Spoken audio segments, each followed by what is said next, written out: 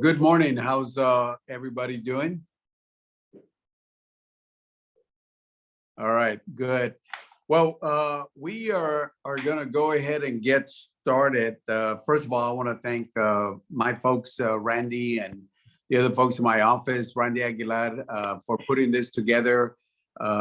Certainly want to thank the folks that are going to be presenters. As you know, do recognize Michael there, but I certainly want to thank Cheryl Thomas with the Community-Oriented Policing Services COPS division. So I certainly want to thank her. David Lewis, one of the senior policy advisors from the Law Enforcement Operation Division at the Bureau of Justice Assistance. Thank you so much. And then, of course, Michael Canales with USDA. Mike, good seeing you for doing this. As you know, this is a seminar for law enforcement, and we, as you know, I represent 9 counties, and from Bexar County to Guadalupe County to Atascosa, McMullen, Zapata, Webb County, Jim Hogg, Duval, and Starr County down in the valley. So I got one of those rural areas. Michael is familiar with that area, but for the folks from the DC area, from the other areas, certainly it's one of those rural urban areas, you know, from San Antonio to border towns like Rio Grande, Roma down there at the border itself. Certainly want to thank the folks who are participating from the different counties, and believe we also invited the media. So there might be some questions at the end, maybe from some of the media partners. It is being FaceTime. I mean, it's all live also, and I'll say a few words. And then after that, we'll start off with the first presenter. And then after that, open it up for any questions. If you have any presentations, make sure you put them. Well, Randy can share that with the different counties, with all the different 9 counties. But with that, I want to say thank you so much, and we'll get started now. Today is a funding opportunities for law enforcement, recognizing that these funding opportunities are significant for our first responders, the well-being for South Texas.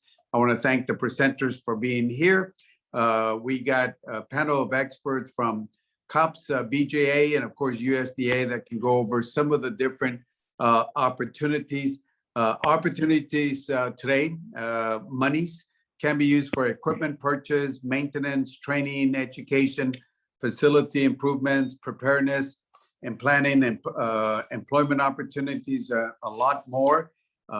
These are important for law enforcement itself. So I want to say thank you for being here.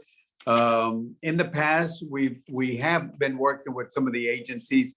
I know, like, for example, USDA, we worked with you where we bought police cars and equipment and laptops for fires, and especially for the small rural areas. So I certainly want to thank USDA and certainly the other departments also. I can't even name the number of policemen through the COPS program that we've hired in different parts of the district. So I certainly want to say that also, thank you. And of course, monies for the independent school districts to improve school safety as an example. So these are some of the examples that we have. I will stay on for a while. And as you know, we got good news on Friday. Friday night, we got the allocations.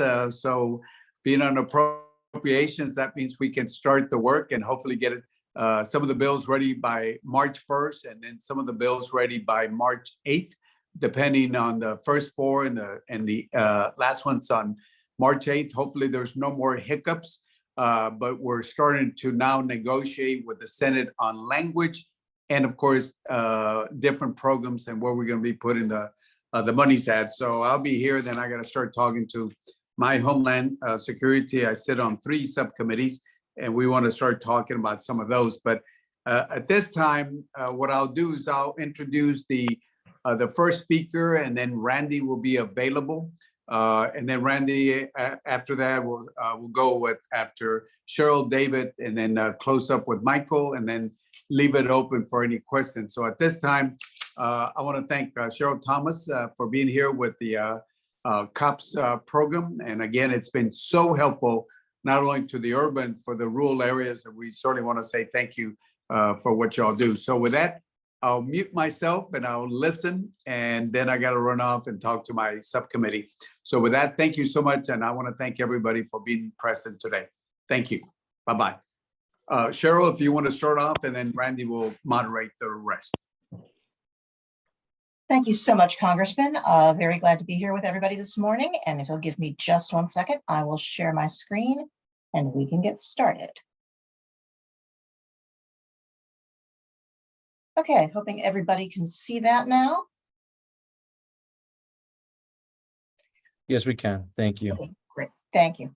All right. So just to get started, again, my name is Cheryl Thomas. I am with the Office of Community Oriented Policing Services, better known as the COPS Office.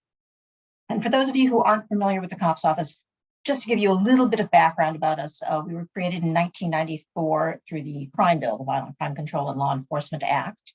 And everything that the COPS Office does is focused on advancing public safety through community policing. All of our grant programs, our training, everything has a community policing focus. Since 1994, we've been appropriated over $20 billion for a variety of purposes, and you're going to hear about some of those today.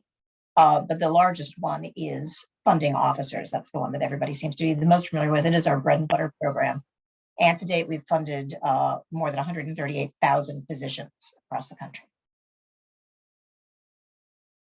Just a little bit more background about us, and you'll have all of this after the presentation, so you don't need me to read all of it.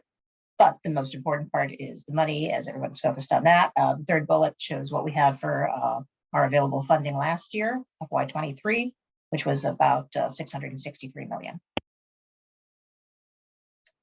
Our funding goes out through 3 buckets in a way. We've got our grants, our training, and our technical assistance funding.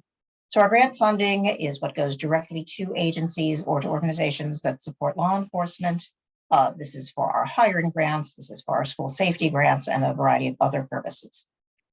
Training is, we've got both live training, we've got in-person training that we fund train the trainer courses. We have a very robust online training portal that I'll discuss a little bit more later on. And we also fund types of training, specifically active shooter response, de-escalation training for agencies. We will fund a training provider, and then agencies can take that training. And then lastly, we have our technical assistance. This is where we provide tailored assistance to law enforcement agencies based on, based on the issues that they're facing. And I will go into all of those as we move along. So this is just a snapshot of our 2023 funding. We don't have our 2024 budget yet, of course. We are expecting that programs will be generally similar to last year, but it's still an unknown. But I wanted to make sure everybody knew what we had available last year. All of our programs are still available in terms of the solicitation materials online, so you can take a look and see what the applications look like. But this is the snapshot of our funding, and I'm going to discuss each of these in turn. So starting with our hiring program. Again, this is to help agencies in hiring or rehiring career sworn full-time law enforcement officers, all in an effort to increase community policing capacity. This is open to state, local, territorial, and tribal law enforcement agencies as long as they have primary law enforcement authority. And what we mean by that is that if there is a call for service, if someone picks up the phone and dials 911, if your agency is the first one to respond, is the one that gets that call, you're considered to have primary law enforcement authority. Last year, we had $224.5 million in our appropriations. Now, the program funds up to 75% of entry level, and this is just for entry level salary and fringe benefits up to $125,000 per position. Now, the $125,000 is not per year. The $125,000 cap is over a 3-year funding period. It's spread out over a 5-year award period, and that might seem a little confusing. Traditionally, we had a 3-year award period for the 3 years of funding, and we realized that every agency needs additional time. No agency is ready to hire on day one. No agency goes through the entire time without having a gap in service where maybe a funded officer leaves the department and you've got to refill the position. So it's a 5-year award period, but there are 3 years of funding in that, and the 125,000 cap per position is over that entire 3-year funding period. There is the 25% cash match minimum that's required unless a waiver is granted. We do provide waivers of the local match. In that case, we would fund the full cost, 100% of the salary and fringe benefits. This is in cases of severe fiscal distress. And you can, during the process of applying for the grant, you can also indicate that you're seeking a waiver of the local match. And there are a series of questions that you would answer in that case. And we fund as many of those as we can. Last year, we did not have a cap on the number of officer positions requested. We will have to see what our budget holds this year.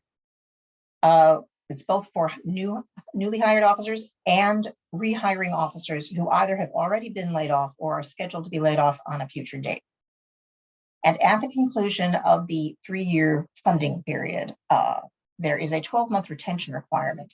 The idea is that throughout the life of the grant, your agency will pick up more and more of the costs slowly. The federal share will decrease over the life and the local share being put in will increase, so that at the conclusion of the grant, your budget has gotten used to absorbing the cost of that officer. So at the conclusion of federal funding, there is a 12-month retention requirement for any officer positions funded. The COPS hiring program does have what we call problem focus areas, and all applicants are required to identify one public safety problem that would be the focus of any officers that we fund.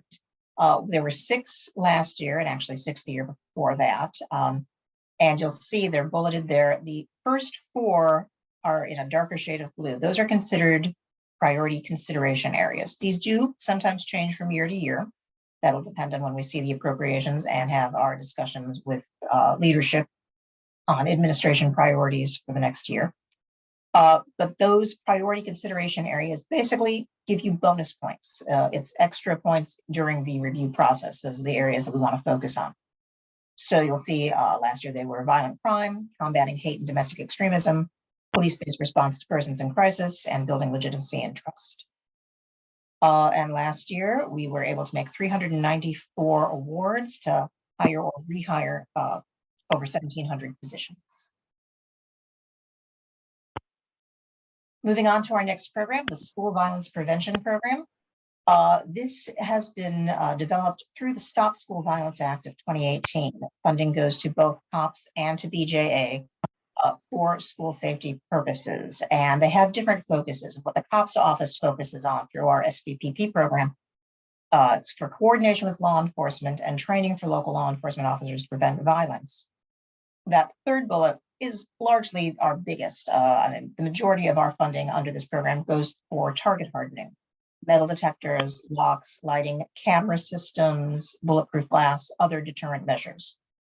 It also funds technology for expedited notification of local law enforcement during an emergency, which are panic button systems, and any other measures that provide significant improvement in school security. One thing this program does not fund, it does not fund the hiring of school resource officers. If your agency is seeking, or your school district is seeking school resource officers, that's something that can be funded through the COPS hiring program. The last of those bullets that I mentioned as the problem focus areas was innovations in community policing, and school resource officers would fall in that category. So for SVPP, awards go directly to states or units of local government, tribes, or other public agencies. So we will fund both police departments, and we do fund school districts. We do not fund individual schools under this program, but we do fund the school district as a whole. So last year we had 53 million through our basic appropriations, plus an additional 20 million through the Bipartisan Safer Communities Act. And that funding is for the exact same purposes as the School Violence Prevention Program. So the two pots are combined. So we had 73 million between the two for these awards last year. These awards have a maximum of 500,000 per award. There is the local match, similar to the COPS hiring program. However, again, we also have the local, the waiver of the local match in cases of severe fiscal distress. That is a possibility. 3-year grant period, similar terms. And last year we were able to make 206 awards, benefiting more than, or about 4,000 schools and more than 1.5 million students. The next two programs I'm going to discuss very briefly are our anti-heroin and anti-methamphetamine programs. I say I'm going to discuss them briefly because these are at the state level only. We can only make an award to a state law enforcement agency.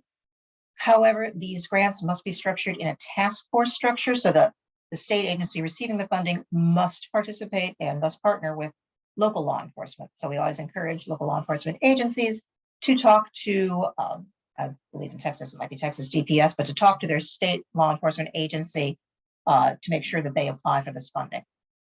So the anti-heroin program is for investigative purposes related to the distribution of heroin, fentanyl, carfentanil, prescription opioids. Again, state level law enforcement with a partnership. There was a maximum of $4 million on last year's program. We'll have to see what the market bears this year with when we get our funding. This does not fund Narcan. This does not fund treatment. Again, it is for investigative purposes.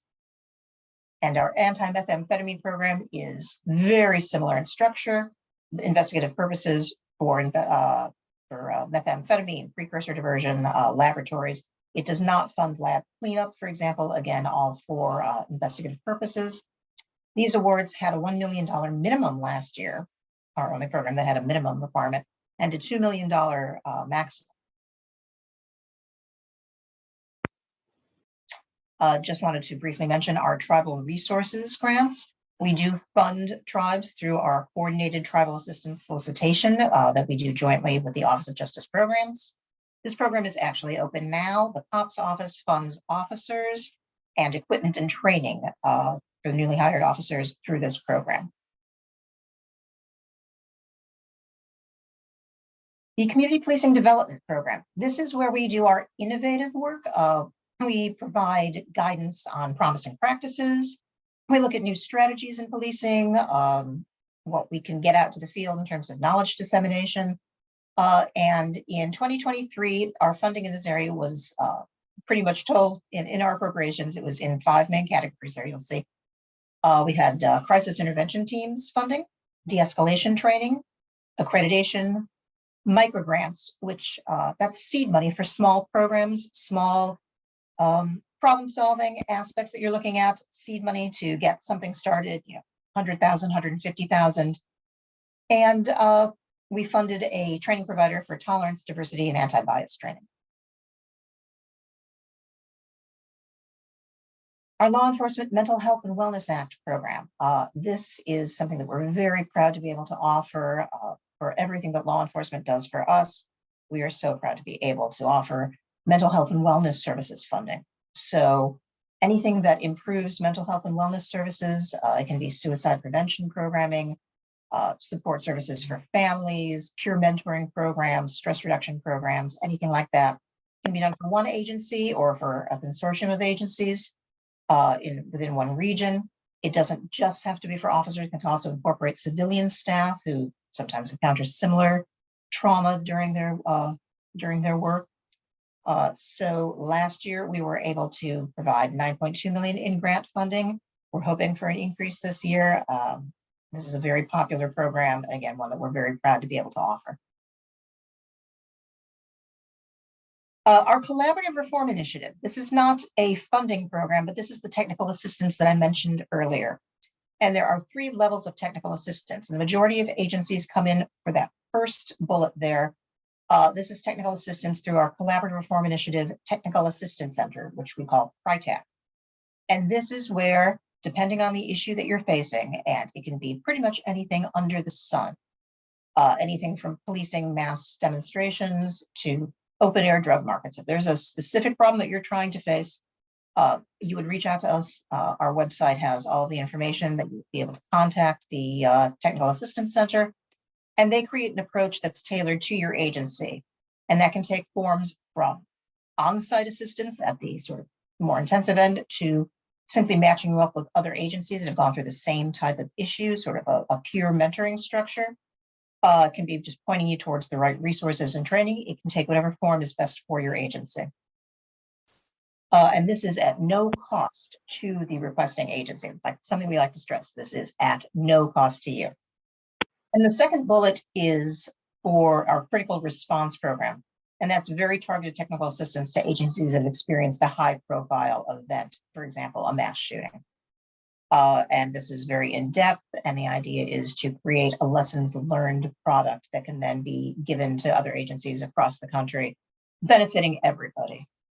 And the last bullet is our organizational assessment program. This is a top to bottom look at your agency, at the organization, at its operations. And this is on-site and, again, the most intensive program. It can take up to a year to develop a series of recommendations that would be best for your agency. So I'd say the majority of our technical assistance is through that first bullet, through our technical assistance center. We fund active shooter training. Again, this is at no cost to your agency. We fund Texas State University and Alert, which I'm sure you're all familiar with.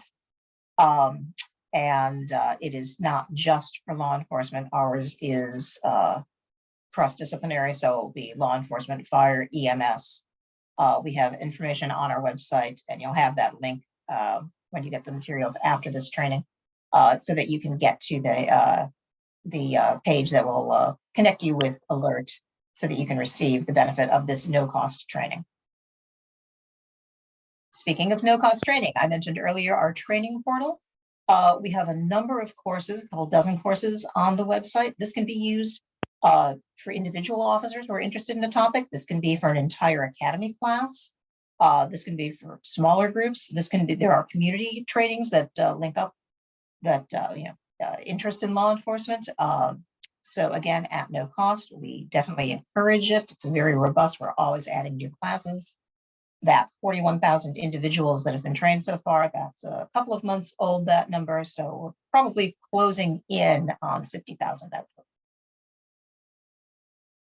A word on applications. Again, we tend to put out our programs once we have our budget. So we're looking at spring, probably April for the majority of our launches. But as I mentioned, our programs from last year are still on our website, so you can take a look at what the applications look like. We're not anticipating huge changes.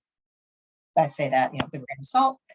But when you are applying this year, please start early. That is the biggest thing that we need to tell agencies. It's not an instant process. It's done in two parts.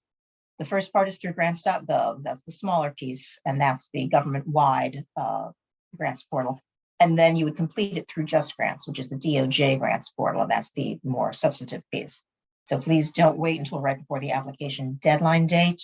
Again, start early, save your work often. We have tutorials on our website. We've got slide presentations, PDFs, all available to help you out. And we will do webinars once the grant application season is open. And then lastly, just a mention of the publications that we have available through our COPS Resource Center. We have hundreds of reports, best practices, lessons learned, guidebooks, other publications on our website. You've got our social media contacts right there and our phone number. And if there's anything we can do for you, please don't hesitate to let us know. And I believe we will do Q&A at the end. So I will conclude my piece of this, stop sharing my screen, and hand it back to Randy. Thank you. Thank you so much, Mrs. Thomas, for your expertise on this matter. I will want to let everyone know that we currently have 70 attendees, and I truly appreciate your time, and like she said too, start early. You wouldn't want to start applying for a grant as soon as it's posted. So these grant processes do take a while as well. I did want to reiterate that we are going to be sending all the information covered in this webinar, including the recording as well. So please be patient after the webinar, and I'll be sending that information. Right now, we're going to be having Mr. David Lewis from the Bureau of Justice Assistance. So, sir, the floor is yours.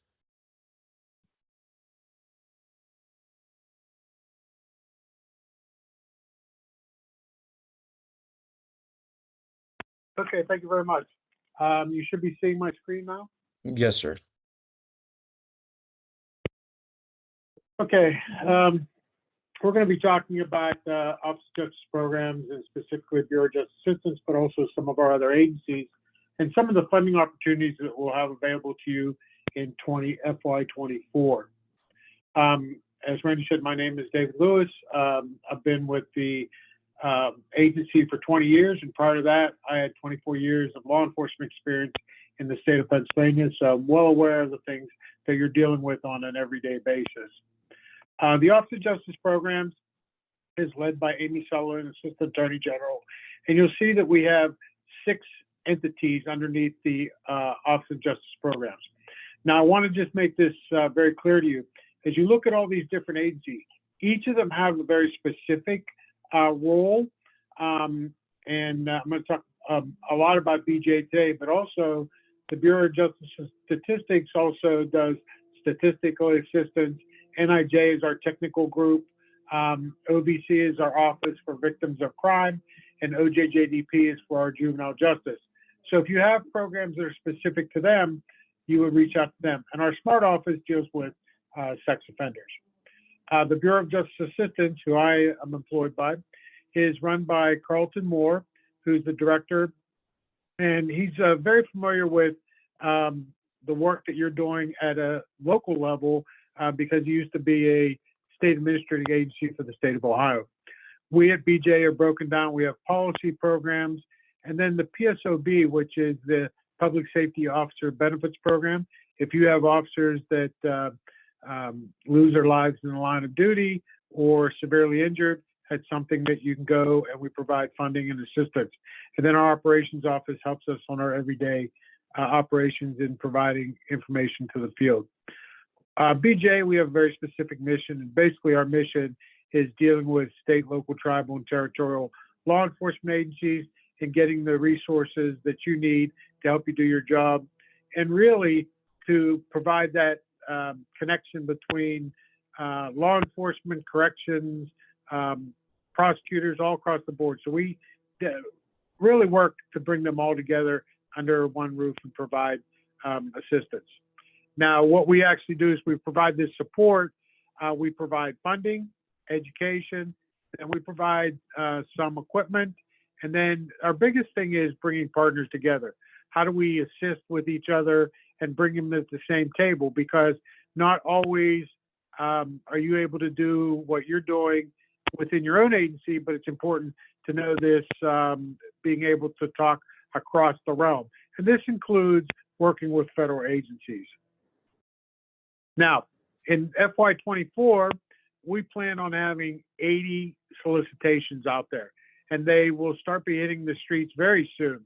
So what I'm going to do, and I'll go over some of these things, is very important for you to stay aware of and look at what's available on not only the BJA website, but the OJP website. And I'll talk a little bit about grants.gov also.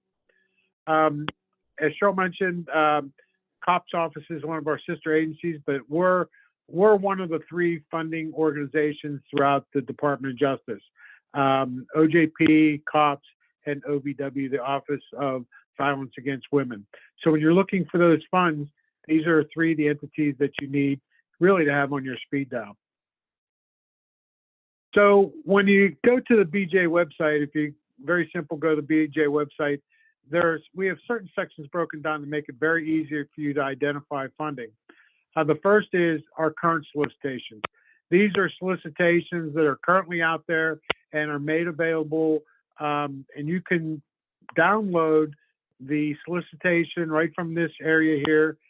It'll give you all the guidance that you need for applying for that particular funding source. But we also have a section on there that talks about planned solicitations. These are things that we're planning to do in the upcoming year and this year. Some of our solicitations, people get very eager and they expect them to be out right at the beginning of the fiscal year, but unfortunately it takes us a little bit longer to get those out there. So we ask you to be patient when we post these items out there. Now, we basically have 2 types of grants at BJA. First is formula. And the formula grants they're non-competitive. They go to very specific entities, and there's an X number of dollars that's provided for that particular entity. For example, we have one that goes to through the U.S. Attorney's offices, our Project Safe Neighborhoods. So that's a formula grant. I'll also show you an example of the JAG grant. That's one of the other ones that are out there. Now, the ones that you may be most interested in are our discretionary grants. And these discretionary grants are ones that are out there, put on our solicitations out there, and you apply directly to OJP, BJ, or one of our other offices. And these are funds are provided directly to the applicant. Now, the formula grants, I mentioned to you about the JAG program. This is one that you may be familiar with. And this is, as Cheryl mentioned, kind of our catch-all that really there's not a lot of limitations on it. It's money that's provided to your agency or through the state. And we have all these different areas in here. And you can see it's kind of a myriad across the board. This is where you may, under burn JAG funding, where you have a majority of where you can get equipment, as opposed to some of our other solicitations that are very specific for very specific programs. Now, when you look at who's available this, you know, the state awards, local awards out there, a lot of you may already be aware of this, but if you look at those numbers, if you look at where we were in FY23, you're looking at a large number of money that's been made available.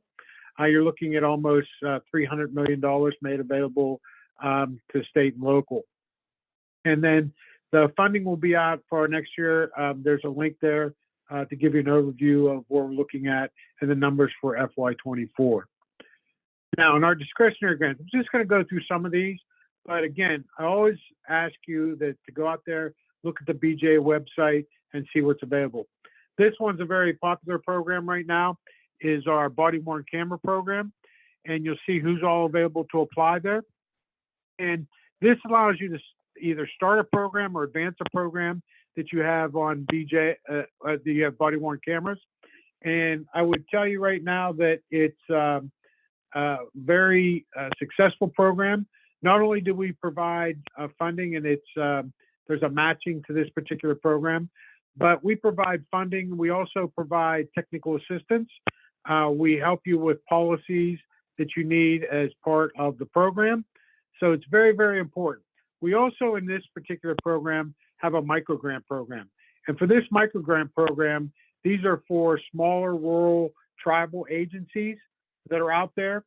And it's really has kind of streamlined the application process. The application process that comes into BJA can be very cumbersome, but these microgrant programs, and I always urge you to look for microgrant programs being sponsored by BJA or one of our other sister agencies, it really streamlines the way that you apply for particular funding. Now, our collaborative response and intervention training program, this is really for funding to help implement a crisis response intervention training approach.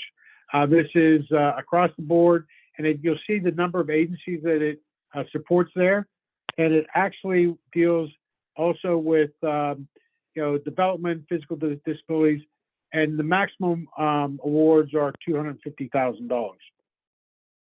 We also have the Connect and Protect Law Enforcement Behavioral Health Response Program, and this one is really dealing with behavioral issues, public health and safety, and helping with mental health and substance disorders. This one has a maximum of $550,000 per award. Our DNA capacity enhancement for backlog reduction program. This is really allowing for funds to help, and it's based on a formula on a lot of the awards that we have out there, but it's helping to deal with the backlogs that we have with DNA databases, weighting analysis.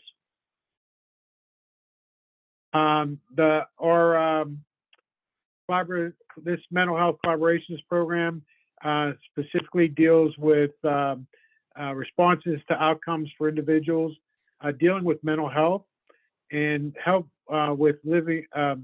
with leaving custodial setting, going into the communities. You'll see that this also has a $550,000 per award and includes no cost training and technical assistance. The Intellectual Property Enforcement Program, protecting public health, safety, and the economy for counterfeit goods and product piracy.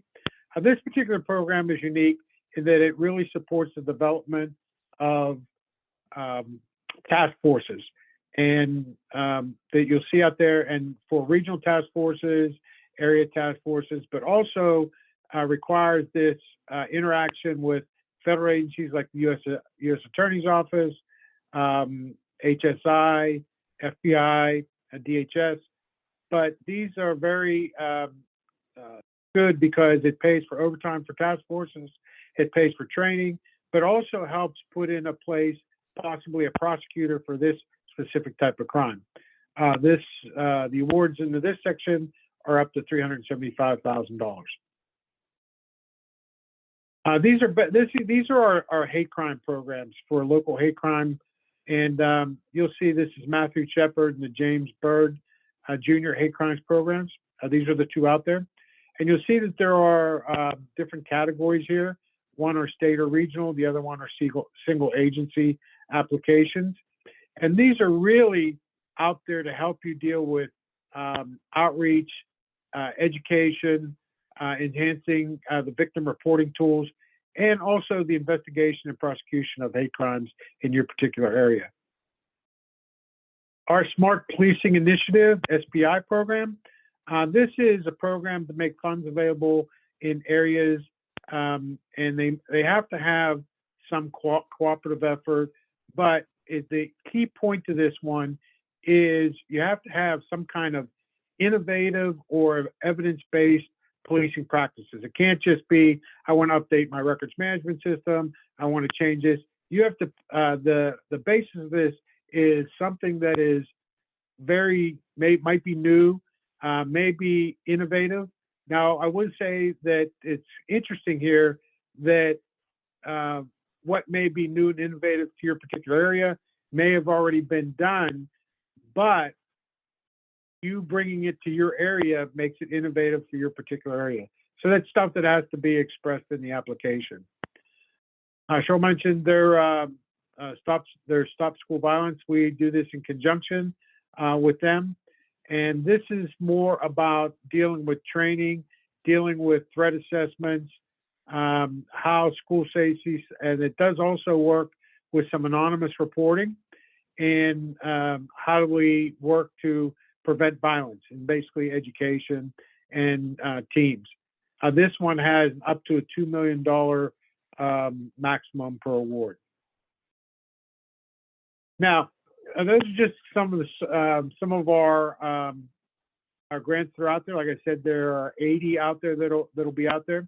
But one of the things I wanted to bring up to you is if you go to the BJ website and you look at a very particular site, you'll see where it's circled there, viewer print solicitation overview. And if you click on that, it brings you to a page that gives you kind of a one-page overview of that. You also have the ability, you see the yellow download button. You can actually download the solicitation right from this site. And it gives you all the information that you need to make your application. Here's one word of advice I would give you from a federal agency talking to state, local agencies, is read the entire solicitation, look at what the agency, us as BJA or OJP, is looking for, and never assume that this is what we want. If you see something, have a question, it'll have contact information in there, reach out, get that clarified, because I will tell you right now is a lot of times if you don't assume correctly, then you won't score well in the review process. Cheryl mentioned the CRITAC is we have something similar at BJA. We call it our National Training and Technical Assistance, or NTAC. And this really allows us to have a little bit of leeway in providing support to state and local entities. One of the things that has been very popular in this program is if your agency sees a program that they are very interested in maybe another city or another state, we can fund a peer-to-peer site visit where you can go visit that location, get a better understanding of that particular program. It also helps with some organizational elements, also some training elements, where, for example, if you want to bring to your region a particular trainer for a workshop, you can actually do that, and we bring that into and assist you with that. We talked a lot about funding. I just want to go real quickly. Don't overlook training and technical assistance. All of these entities up there have some kind of training or technical assistance that's helpful for you, and usually at free or very, very minimal cost. National White Collar Crime deals with high-tech crime. 28 CFR deals with intelligence.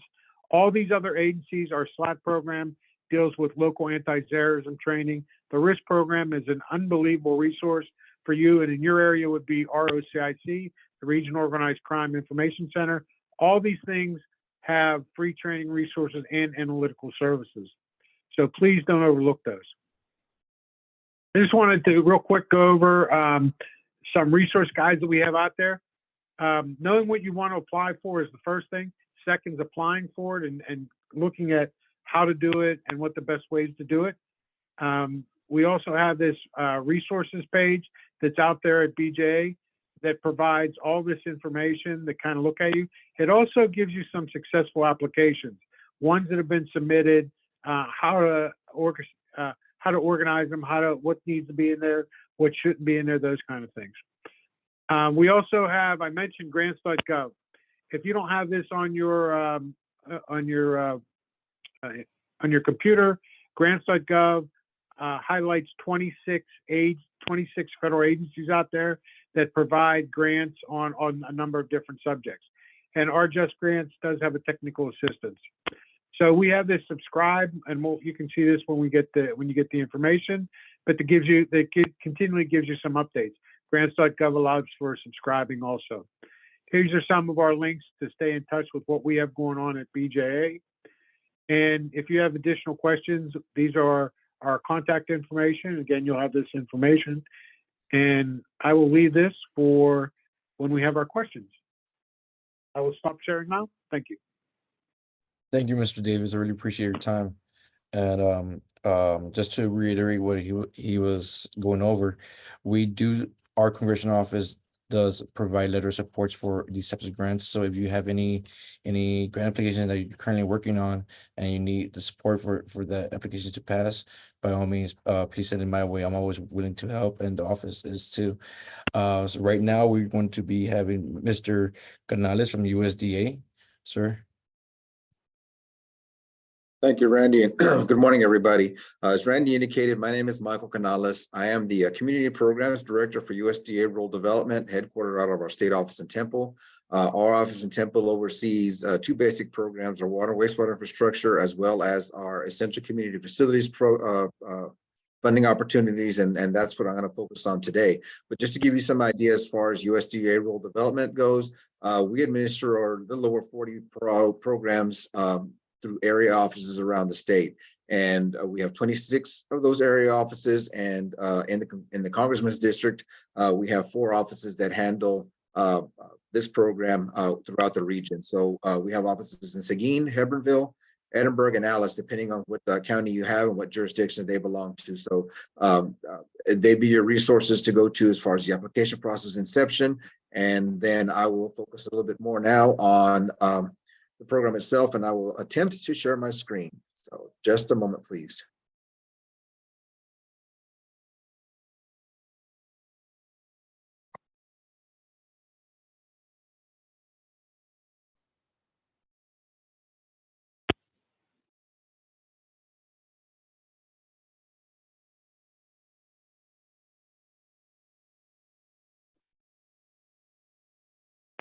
All right, can y'all see my screen? Yes, sir, we can.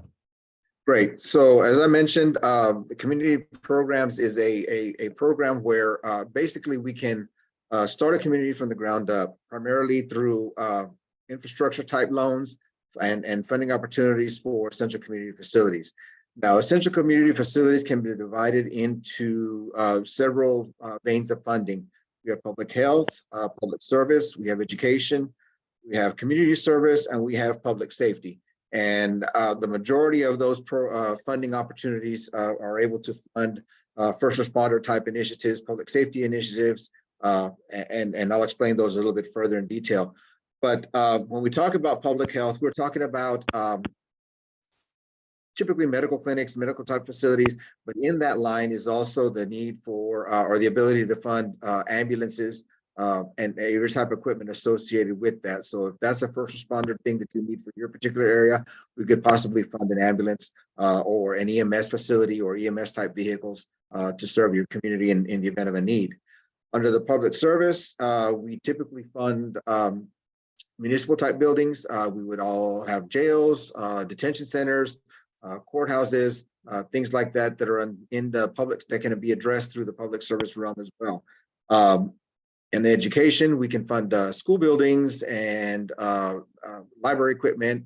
And then with the push to get public school systems higher up in additional security type deals, we can actually fund different police force or police vehicles for the schools, as well as some security type equipment, as well as equipment that may be necessary for an officer, cameras, potentially firearms, and definitely some type of monitoring type systems for the schools to use there.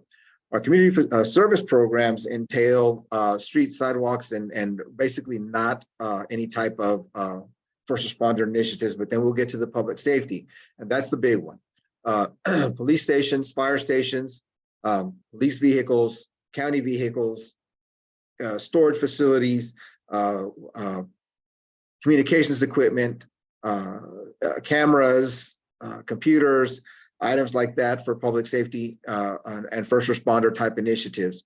And so basically all those funding opportunities can be made through several different aspects. First of all, we have our direct loan program. I know this is more of a grant type deal, but I need to throw the direct loan in there because those programs are dealing primarily, or that program deals primarily with the construction of the facility. So if there's a need to have an ambulance bay or police station or emergency operations center in line with first responder type initiatives or issues that may be arriving in a national disaster or some other act, a terrorist act, or even issues with I guess local community type. I wouldn't call it a riot, but if there's issues that can deal with that type of public dissension, then we can increase the facility type deals or build facilities that would address those deals there. The direct loan program is a 40-year loan program. The interest rate right now is about 3.5%. And again, it is primarily used for the construction of brick and mortar type facilities. The direct grant program is something that we need to focus on, especially on this call here. The issue with the grant programs is the state of Texas has allocated a small amount of grants for our fiscal year. Last year, we were given about $1 million to spread across the state. The year before last, it was a little over 700,000, which is very unfortunate because this is the small program where we were able to fund most of your day-to-day operating type deals, such as police cars, fire trucks, ambulances, and then, like I talked about earlier, the camera type equipment, monitoring equipment, jaws of life, items like that. So the grants are available in incremental basis based on the population of where the subject is going to be located at and the median household income of the service area. Grants are available in 15% increments, 35% increments, 55% increments, or 75% increments, like I said, based on the population of where the facility is located and the median household income of the service area. So when we talk about grants, we will look at what a total project cost is. And say, for instance, it's $100,000 to purchase a vehicle. If the facility is located in an area that has a smaller population and a lower median household income, theoretically, they could possibly qualify for up to a 75% grant.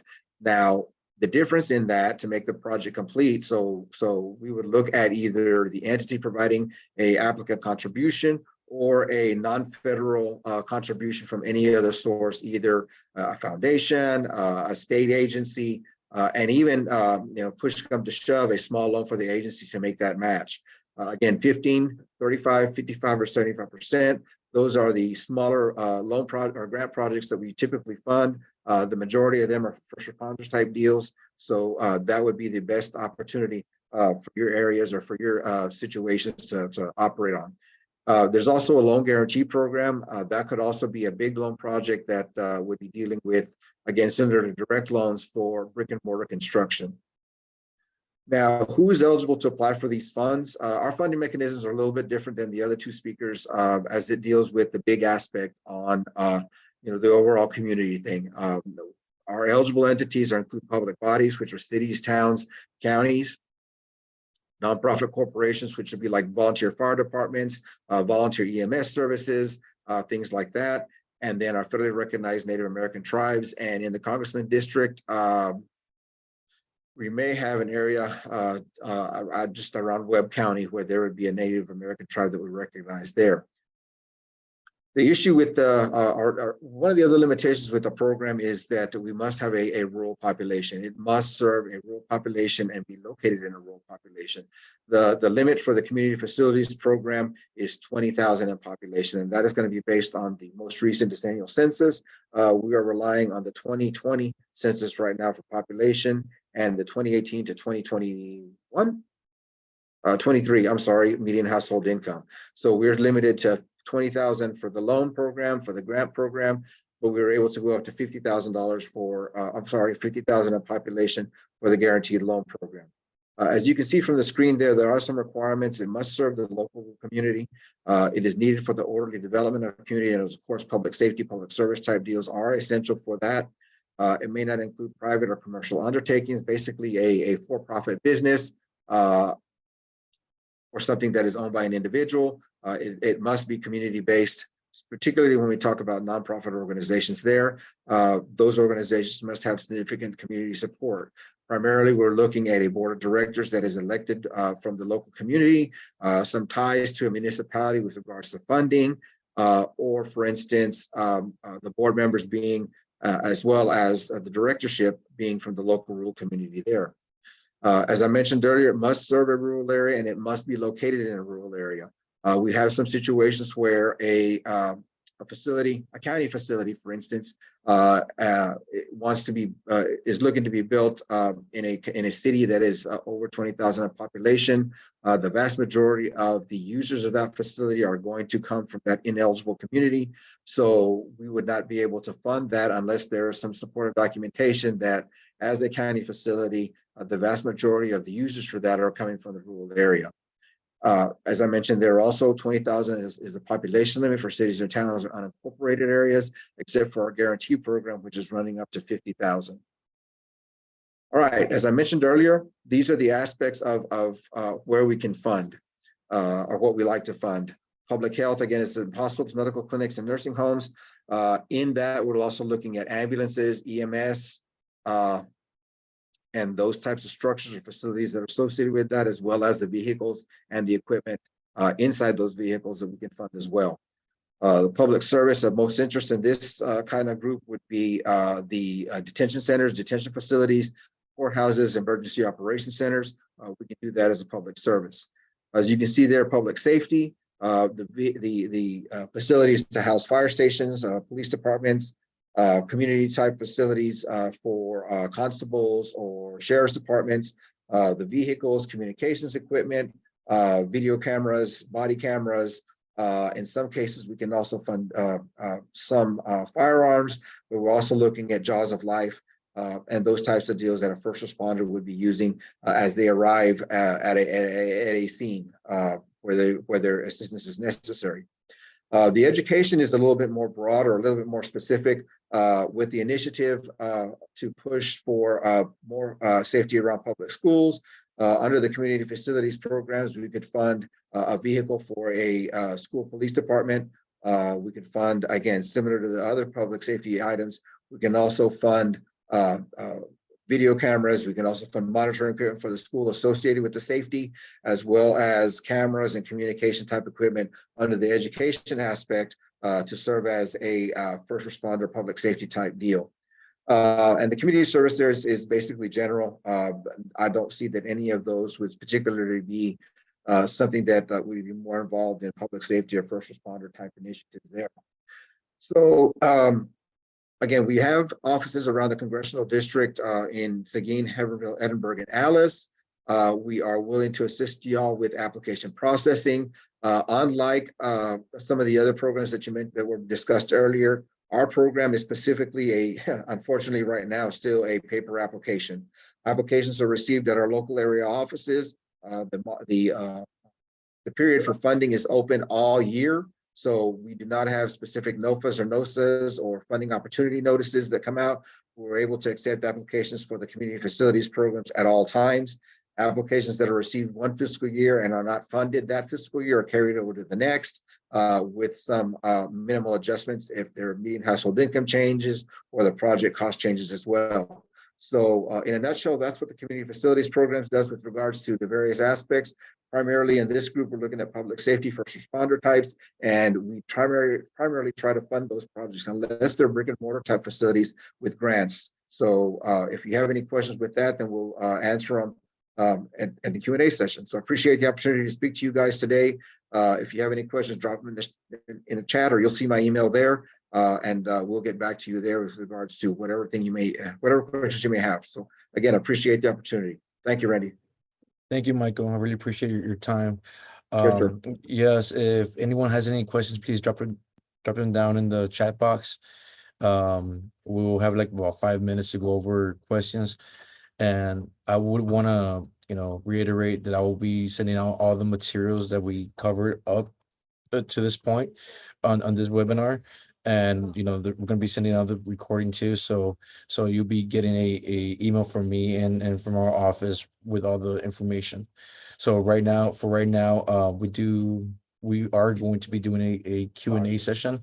So anything in particular, please send it our way. If not, you can connect with me and I can connect you with them and see if we can get more information like that.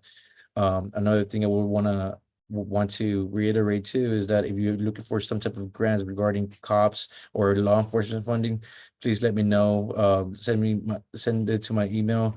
My email is going to be randy.aguilar@mail.house.gov, and we always are happy to help. So for right now, we'll just take any questions that you have at the moment.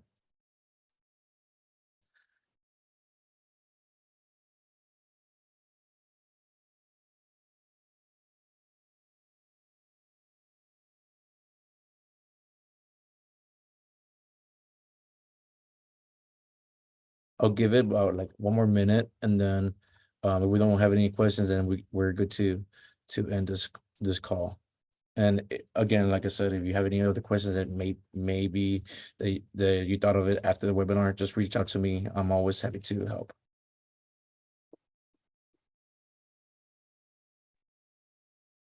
Randy, this is David Lewis from BJ. I saw one of the questions was they're looking for grants for LPRs. That is funding that it can be you can use your JAG funding for that particular funding.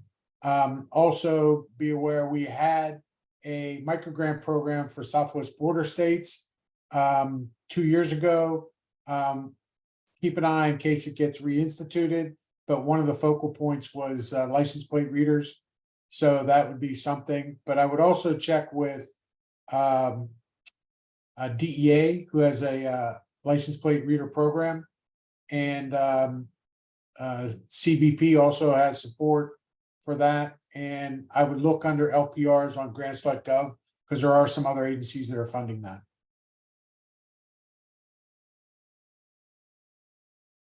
Thank you, Mr. Lewis.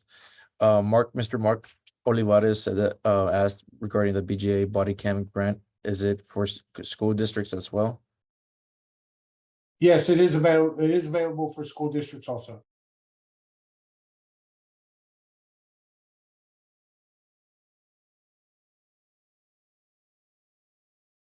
Well, thank you so much for your time, and I really appreciate you. Oh, 1 second.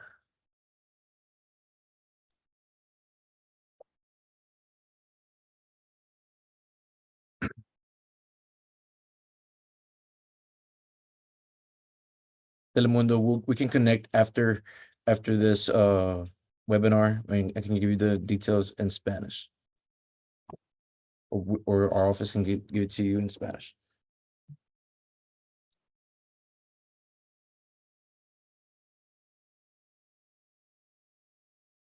Again, thank you so much for your time, and I really appreciate everyone's attendance. And if you have any questions, please let me know. And we'll be sending all the materials to you guys. And we had a total of 70 participants, so I truly appreciate that. And we'll be in touch. Thank you so much, and God bless.